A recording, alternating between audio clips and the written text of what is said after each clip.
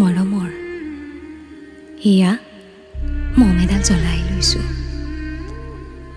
আজি বহুত দিনৰ মূৰত তোমালৈ চিঠি লিখোঁ বুলি। বাহিৰৰ উৰুঙা বতাহজাকে মমডাল আহি কোবাইছেহি। চাওক খিৰিকীখন জপাই দিওঁ। 7 বছৰৰ আগৰ কথাবোৰ তোমাৰ বাৰু মনত আছেনে? আমি যে নতুন জীৱনটোৰ পাতনি মেলিছিলোঁ। মোৰ গাত সেই অচিনাকি নিচা বাৰুকৈয়ে লাগিছিল।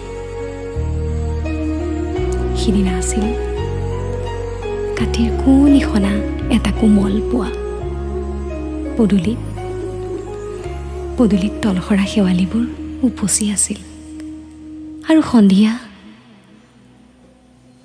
মই তোমালোকৰ ঘৰলৈ নকৈ আহিবৰ দিনা আকাশৰ মেঘৰ মোহনাত হালধীয়া জোনটো নাওখন হৈ আমাক যে ৰিঙিয়াই মাতিছিল তৰাৰ দেশলৈ।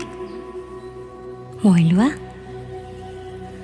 লোৱা কঁকালৰ ৰঙা ৰিহাখনিলৈ তুমি বাৰু তেনেকৈ কিয় একেথৰে চাইছিলা? মোৰ কেনে লাগিছিল জানা? তুমি যেন কোনোবা দূৰ বিদেশৰ স্বপ্নাতুৰ আলোকৰ মানুহ, আৰু মই যেন তলসৰা এপাহ শেৱালি। সেইদিনা মন সাগৰত মোৰ এৰি অহা আৰু আহি পোৱা অলেখ ঢৌৰ কঁপনি জাগিছিল। তোমাৰ জানো এইবোৰ কথা মনত নাই? আমাৰ দেউতাই যে চিঠিত লিখিছিল, আই তই নতুন ঘৰখনত হাঁহি মাতি থাকিবি। এইবোৰ 7 বছৰৰ আগৰ কথা।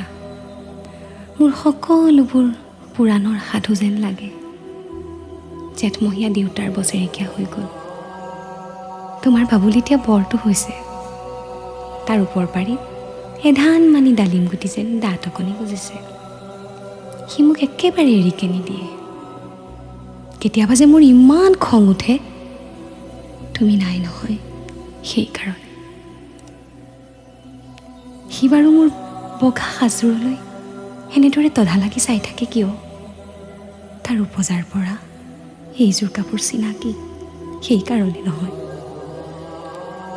বাবুল এতিয়া বৰটো হৈছে বুজিছা। আৰু ডাঙৰ হ'লে স্কুলত তাক নাম লগাই দিম। স্কুলত থকা সেই সময়খিনি মোৰ যে বুকুখন তেনেই উদং হৈ থাকিব ভাই। আৰু কি লিখিম বিশেষ একো নাই। মোৰে শপত, তুমি যিদিনা উলটি আহিবা মোক আগতীয়াকৈ জনাবা দেই। মই ভোক দৈয়াই দি ভটিয়াই গৈ বুঢ়া লুইতৰ বুকুৰ পৰা তোমাক ৰিঙিয়াই মাতিম। তুমি যিদিনা উলটি আহিবা মোক আগতীয়াকৈ জনাবলৈ নাপাহৰিবা দেই। মৰম ল'বা, এটি তোমাৰ মমতা। এইবাৰ বুজিছা, মাঘৰ বিহুৰ মেজিৰ জুইকুৰা বৰ ৰঙাকৈ জ্বলিছিল।